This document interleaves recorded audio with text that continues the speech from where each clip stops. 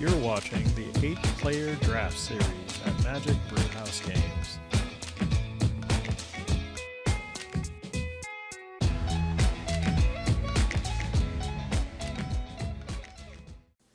Hey, hello everybody. I'm Lou, and joining me today is Marshall. Hi. Looks like we're going to view Jeremy Edwards versus Ken Grider. So, Marsh, looks like Jeremy leads us off with a swamp here. What do you think about this matchup? Well, Ken is looking to be very aggressive with his blue-white tempo aggro-y kind of deck, and Jeremy's got the control build, so he wants to really hold Ken off here in the first few rounds and try to play the game late. Yeah, I think that Envoy is not good until you see a Tightening Coils, apparently. But, I think in this matchup, seeing the deck list that we have, I think it favors Ken.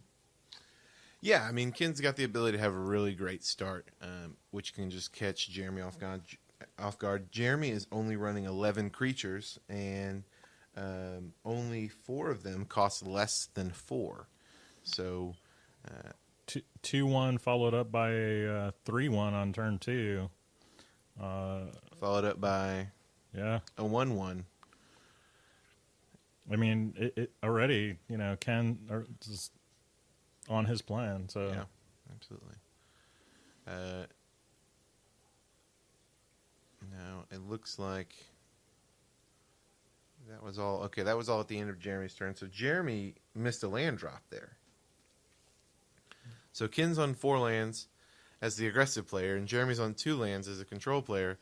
You can see Jeremy's a little frustrated right there with his lack of lands. Yeah, he's already down to 13 and has no board presence. This game could just get out of control real fast here. Oh, a 2/2 flyer. No lands for Jeremy. He's going to scoop it up. All right, guys. We'll see you in Game 2. All right, everybody. We're back for Game 2. This is Lou again, joined by Marshall. How's it going? Looks like the guys are considering their hands. While they're doing that, let's take a look at their deck list here. Looks like Ken's got a plethora of creatures, 5 that are 2 casting cost or less. Mm-hmm. And in fact, all the rest of his creatures, no, that's not true. He's got another 3 or 4 that are 3. And I mean, his curve is extremely aggressive. Absolutely. And he's got plenty of combat tricks to back that up. So it's not just simply I'm going to play creatures and turn them sideways and then hope you don't block. It's well, even if you do block, I'm probably going to get you. That's right. I mean, it's definitely Ken's world there. So it looks like they both have a board presence here, and that's a very different scenario than Game 1. So Jeremy with the sludge crawler that Ken was just taking a look at.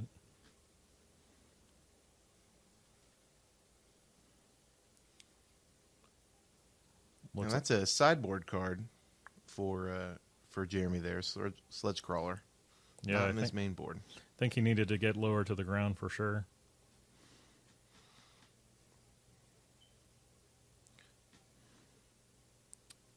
So what about Jeremy's deck, Marshall?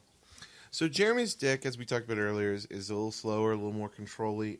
He has several ways to rummage through his deck quickly. He's got 2 Coastal Discovery, 2 Anticipate, 1 Ugin's Insight. So lots of card draw. And then several removal spells. 2 Demon's Grasp, 1 Scour from Existence, Complete Disregard, Titan's Presence, and Tightening Coils. These the 3 that cost 3 or less are very helpful in this matchup, but I don't know how good a Demon's Grasp is going to be against a 1-drop. Against 1-drops. It's kind of too slow. I want to see if he left him in or took him out. Sure. And, just to get everybody caught up here, it looks like Jeremy already managed to ingest once from the sludge crawler and is trying to keep up with that plan with the flyer there. Okay, so here we have an example of when Jeremy makes a block and he thinks it's going to be profitable for him to trade with the core castigator there. But Ken plays one of his tricks. He plays tandem tactics, and his guy lives and takes out Jeremy's guy. Ken is a tricky dude. Not that Ken is trying to have a high life total here, but the life on tandem tactics is not irrelevant. So we see an anticipate by Jeremy. Looking at his 3 cards, looks like we have a maybe a Demon's Grasp. Looks like a land. I'm not sure. I think he kept a Demon's Grasp or Dutiful Return. One of those two. Well, I think the thing that we see that's just distinctly different here is Ken was very explosive off the start. Jeremy missed land drops in the first game, and even though Jeremy doesn't have a substantial presence, definitely better start. Ken definitely needs to turn up the pressure here, because Jeremy, the longer the game goes, the better it is for him. Absolutely. So swinging in for 4 here, we see a block. Jeremy's offering up a trade here, and Ken's okay with it. So it looks like Ken gets in for 1. Taps out 3. What does he have? Another glider. This is a good card for Ken. Even though that Jeremy has 3 flyers in his deck, it's a good evasion creature that Jeremy has to have an answer for. He has to play one of his creatures with flying, or he has to just remove it from the game. So it looks like here's where the ingest is coming in handy, for Jeremy with those early creatures. Got to have Ken discard a card with the Mindraker. Yeah, and Mindraker's good body. Blocks pretty much everything in Ken's deck. Except for that flyer. Except for that flyer. And Noyan Dar. Doesn't block Noyan. Well, it does, just not not profitably, right. It's always scary when you're trying to block Ken. It's hard to think that you're going to come out profitable in any combat. Yeah, that's very true. A signature Ken Grider.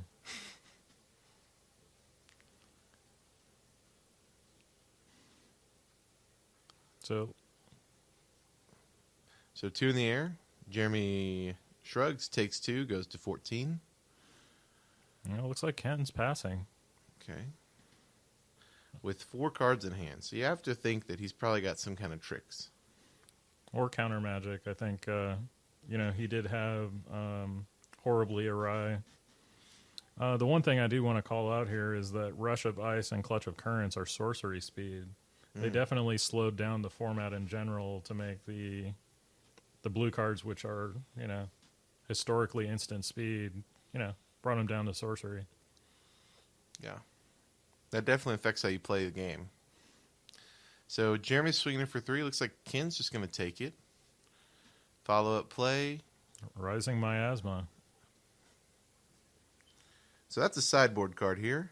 And effectively a board wipe against Ken's side. Ken says, you got it. Can't do anything about it. I think Ken does have that Horribly Awry in his hand, too, but that only counters creature spells. Yeah, so he couldn't do anything about that. That was a really good play there by Jeremy. He just moved a Ugin's Insight to the top of his hand, Jeremy, there. That's exciting. So, yeah, Tidecaller's an interesting card in Ken's deck because of all the Awaken. Yeah. Yeah. And because of his Awaken, he could just have a flying army here. Oh, yeah. Let's see if it really starts to come out here. All he needs to do is play some Clutch of Currents here. Well, it's not even that. Even the Noyan Dar, he has 2 of them. So yeah, exactly. Yeah, I think Ken drafted a really good deck here.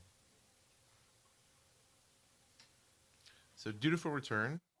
Going to get 2 creatures. Plays the Sludge Crawler. And tapped out. Looks like he's passing back. Pretty close game right here. The board state's relatively close. It all depends. Can Ken get some of his lands to be creatures? And I think that might be a tipping point here. Well, again, despite the aggressiveness of Ken's deck, each turn the pendulum swings in Jeremy's favor. Mm-hmm. That's very true. All right, so Jeremy is just one land away from that Ugin's Insight. Or no, he's got land for Ugin Insight. He's 5. It takes 5. So, looks like he's showing the spotter his cards there. Let's see. If he plays Ugin's Insight now, he would get to scry 4. Draw 3. That's kind of a game changer. Okay, goes a different direction.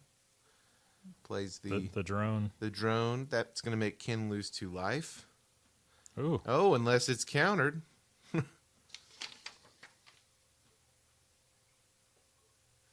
Yeah, that is an enter the battlefield ability, so Ken manages to dodge that bullet.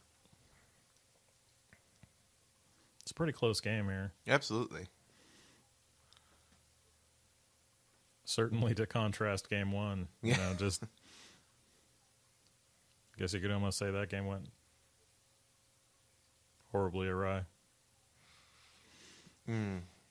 Doesn't get any better, huh? No matter how many times I say it. No matter how many times you say it, Lou, it does not get any better. All right. Got the Griffin. Oh, puts Ken back up to 12. That life is meaningful here. And another flyer. Jeremy keeps eyeballing that Ugin's Insight. Well, I mean, it's a really good card. I think he's just trying to determine whether or not he's, when he's going to pull the trigger on that one.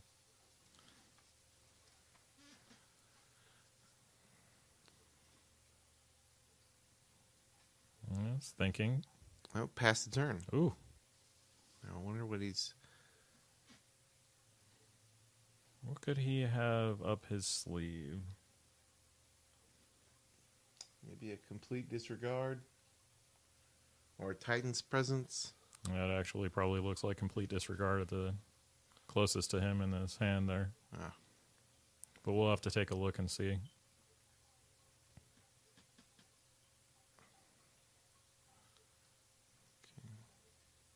Yeah, it looks like Ken has a rules question here. All right. Looks like a Clutch of Currents. Actually, I think that's Rush of Ice there. Oh, Rush of Ice. Okay, so that guy's not going to untap. And he'll awaken his remaining land. All right. Is that good? Wow. Ken is seriously on the board here. That is big. So we've got 2, 4, 7 power, and his guy's not going to untap. So that's half of Jeremy's life total. Wait, he has a response. All right, complete disregard. That's good. Loses a land. Gets rid of his biggest threat at the moment. He's only going to take 4 here. Nice recovery. Yeah, absolutely. Still not in a good spot, though. He needs to play something on the board here. A Cloud Manta is going to be good. 3/2 flyer. That can trade for his Griffin, for Ken's Griffin. In theory, right? In theory. Because Ken, the combat trick master is... Well, it looks like Ken has a Clutch of Currents in his hand. So this could just be the game right here. Well, not necessarily the game, but big momentum swing. It also looks like an Ondu Greathorn is his other card, so... If I were Ken, I would Clutch of Currents for Awaken, bounce the Cloud Mana, swing for 4, time walk Jeremy. And I feel like at that point you're in a fantastic position to win. Yeah, you just throw away your creatures and just get in for the remaining damage. Oh, okay. We're all for a trade. Interesting move.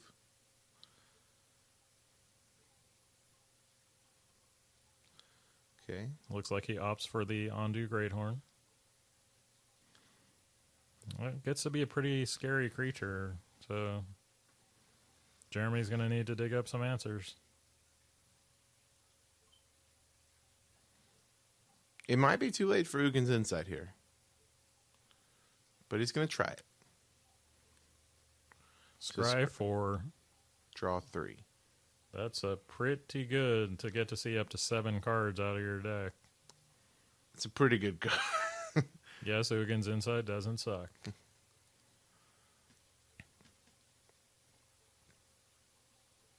But I think he does have a Scour from Existence in his hand, Jeremy. So he just needs to live through the turn, and she'll be able to put the Great Horn to sleep permanently. Well, Salvage Drone, sure. Salvage Drone. He'll get to loot when it dies. And I think that's his only purpose at this point. That in a Die for the chump cause. blocker, yeah. Yep. Okay, so we have a landfall trigger. We could have 2 here. Wow. Kind of not necessary, though. Yeah, I think... 1 is probably enough. It's going to get through both of them. It's got first strike. Mm-hmm. Okay, here we go. This is where we're going to have the clutch, I think. Could make that Evolving Wilds a 3/3. 3/3 flyer, too. Oh, 3/3 flyer. Thanks to the Tide Caller. So we've got a 3, a 4, and a 2. So this is lethal if he plays his cards right. Bounces the Salvage Drone.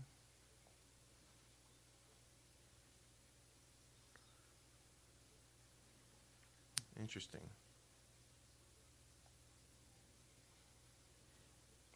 I guess he didn't want... Wow, Jeremy's going to risk it and go down to 1 because Ken has no cards in his hand.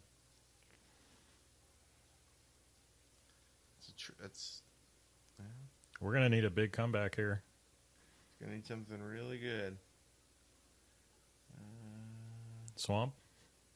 Is that Well, what he he needed? still has that Scour from Existence. Sure. So he could take out the Evolving Wilds, which he can't tap and sack for land. So it looks like he's got at least 1 more turn.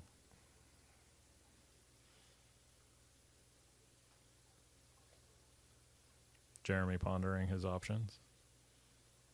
But he could just take out... That looks like The 6 champion. 6 mana, huh? Okay. Oh, boy. Um, Oblivion Sower. interesting. That's pretty big. That guy's going to block for days, weeks even, at least till the end of the game. Ooh, puts Jeremy up a couple of lands, too. I think that's literally what Jeremy needed.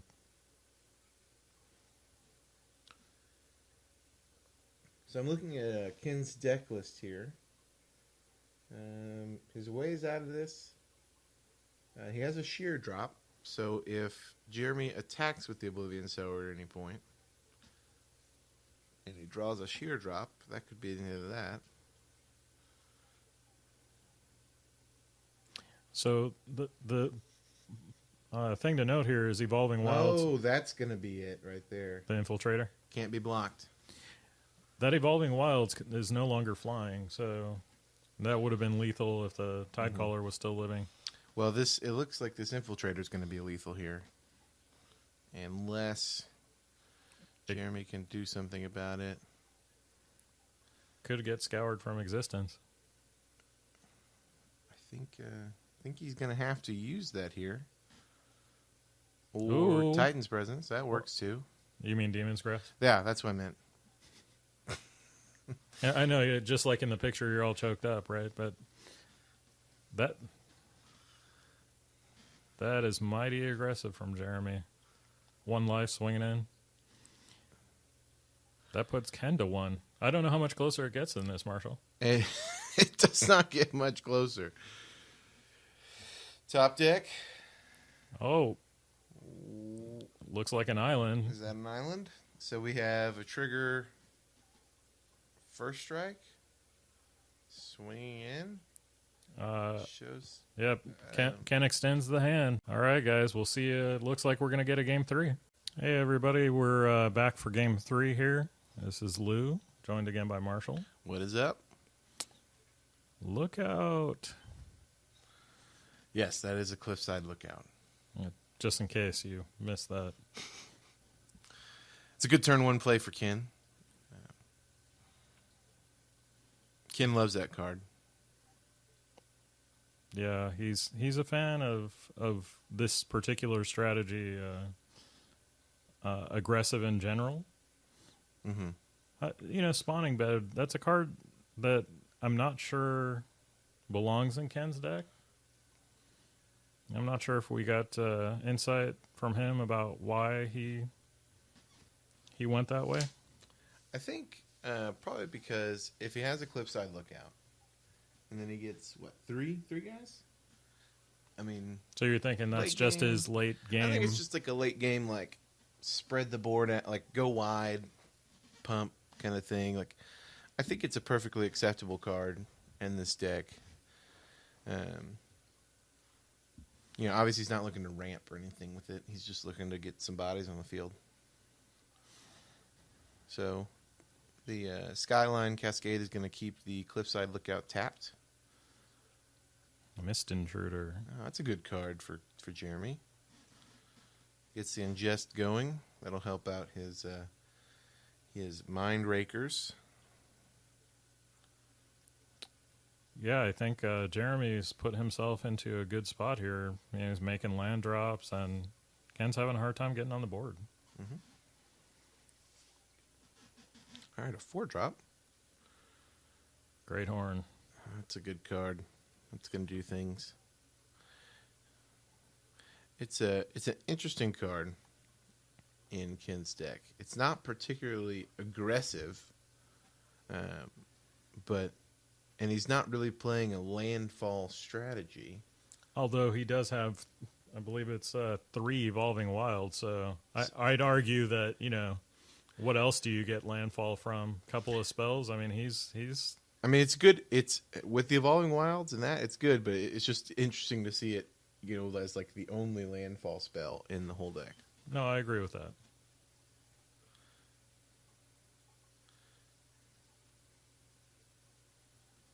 So Ken draws here.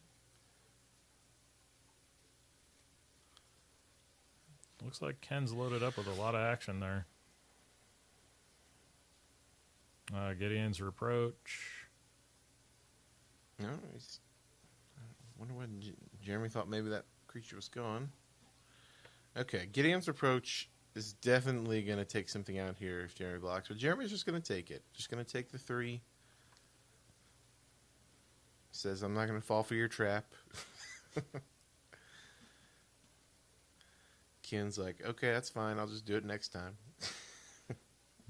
You have to block eventually. Well, Ken's definitely got time. Or Ken could be holding up 2 mana here to do it if Jeremy attacks. Corahelm Guide is also a good card in Ken's deck. If we get in another situation where we get late game and Ken just needs to deal a couple more damage to finish the game off, give one of his guys unblockable, and swing in for the victory. Okay, Mindraker's definitely going to eat the Gideon's Reproach. Gideon's Reproach here, yep. Jeremy thinks, is there anything I can do about it? Nope. Okay. You got it, Ken. I think you'd rather have that happen on the attack than on the defense. Sure, because it's going to leave his mana free to do whatever he needs. All right, Demon's Grasp there takes out the Ondu... Great Horn? Great Horn, yep. Yeah, it looks like both players just making land drops. Yep. The land is falling. Ooh, Ken gets in with both of his creatures. Coral Helm Guide. So Ken pumped his team with the Cliffside Lookout, taking out the Mist Intruder. Oh. All right. So, I mean, it's not an epic play, but... No, it's meaningful. Right. Meaningful. Now, something interesting to note, even though we have 2 kind of different sides of the spectrum here of decks, both players chose to play 17 lands. That is an interesting note that you made there, that it seems a little strange based on the curve that Ken would go with 17, but seems to be working out for him. Yeah. And you think maybe that Jeremy might want to bump it up to 18 with all the expensive spells that he's running. But I think we did see that there was an argument for that in game 1. Titan's Presence revealing Mindraker takes out the Lookout. And then says, I'll just play this Mindraker. You mean the Dominator Drake? That's what I meant, the Dominator. Apparently you don't like that card. But, for note, there is no trigger on that because that's the only colorless creature in play. That is correct. Ken's down to 1 card. I think, too, in this scenario, even though Ken is the more aggressive deck, Jeremy has multiple ways to draw cards. And as we talked about early on, the longer the game goes, I think Jeremy is a favorite. Mm-hmm. Coastal Discovery. Let's discover some coast and draw some cards. And Awaken the Land. That's a really good card in Jeremy's deck. When we were actually doing this draft event, it was really hard to tell, because this was some time ago by the time we, get it all together and ready for everybody. But, yeah, that is a very good card in Limited, Coastal Discovery.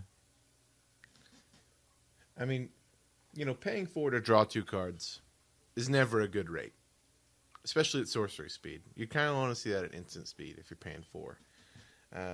But the upside here is that you can pay 6 and draw 2 cards and get a 3/3 or a 4/4.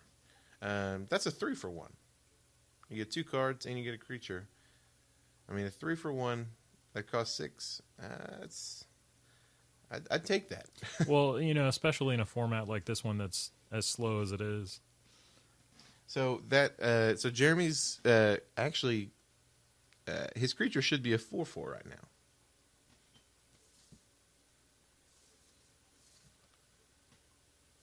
That's totally right. So pay no mind to the 3/3 swamp there. I think they're pointing that out now. Yes. Okay. So they've corrected it. It's 4/4, swinging in. Now you have to wonder: does that affect playing that Demon's Grasp on the 3/3 instead of the Shadow Glider? Well, it's interesting too. Well, I mean, I guess Jeremy's not going to be blocking a flyer with his land, so getting in sort of made sense. Oh, no yawn. This kind of changes the math, doesn't it? Yeah, I mean, Uh-oh. but that's some. Oh boy, Oblivion. So this is Jeremy's bomb, right? This is the card that he wants to get to. He wants to play this guy. His pack one, pick one, and it seems like every time we see this guy, hit the table, the tide definitely turns. Mm-hmm. He is a force to be reckoned with for sure. So he got an Evolving Wilds from Ken, decided to crack it, thins out his deck more. The value, the incremental advantage. It still has 4 Wow. Okay. Where are we going? Tapping for a Mindraker. Mindraker. He says, go ahead and discard a card that you don't have. Why not? I guess he didn't do it because he didn't put a card from exile in the graveyard, but I think that's fine considering he didn't have any cards. Looks like a Griffin for Ken from this angle. These air threats could just do it. Yeah, if Ken keeps the pressure on. But also, Jeremy's got a mean backswing coming. But I think... Is that lethal coming back? 7 and 5, 12? 9, 12. Not quite lethal. But he plays Anticipate. Oh, with the Dominator drone, it could be lethal. And I think you can keep that. All of his creatures are colorless, so if even one of them survives the attack, if Ken decides to let it through. But, you know, he's betting big here. Okay, so he's not going to swing, and which is probably a good call. It's exactly what I was saying, is that's wise, because if... Oh, he's got a Cloud Manta in hand. I think that's going to be his play instead of the drone. Maybe he could play both. I think he played both. Well, first we're going to resolve some damage there. Okay, so this is too much for Ken at this point. Yeah, I don't know how he's getting out of this one. Maybe he draws an instant. If he can bounce Jeremy's Cloud Manta, but I don't know if that's what did he draw there? What does It look looks like another Noyandar. That's not really going to help him at this point. Good card. Not going to help him here. So can he survive the swing back? So I don't believe so. Well, no. Ken's going to swing in for lethal, but Jeremy's got blocks. I think this is just a last effort for Ken to maybe sneak one by him. Trade on the Griffin, double block. We're going to see one go down. There we go. Oh, is that not a trade on the Griffin? That should be a trade on the Griffin. Yeah, there it is. Looks like we're going to see the second coming of Noyandar. It's lethal no matter how Ken blocks here. So I think we know how this one's going to end, Marshall. Yep. That's an interesting... Just to double check, I don't want you swinging in the air. Jeremy turns all his cards sideways. Ken shrugs his shoulders. Probably just double checking the math here. The math, shakes the hand, and this one's going to go to Jeremy. All right. Okay, guys, we'll see Marshall and Jeremy in the final round. Stay tuned. Hey, everybody. We hope you've enjoyed this match of our 8-player draft series. If you'd like to check out the players' draft review, you can check them out. There's links over to my right. If not, stay tuned for the next match. Please take a second to subscribe and leave your comments below. We would love to hear from you. And until next time, we'll be stirring up some magic. Bye, everybody.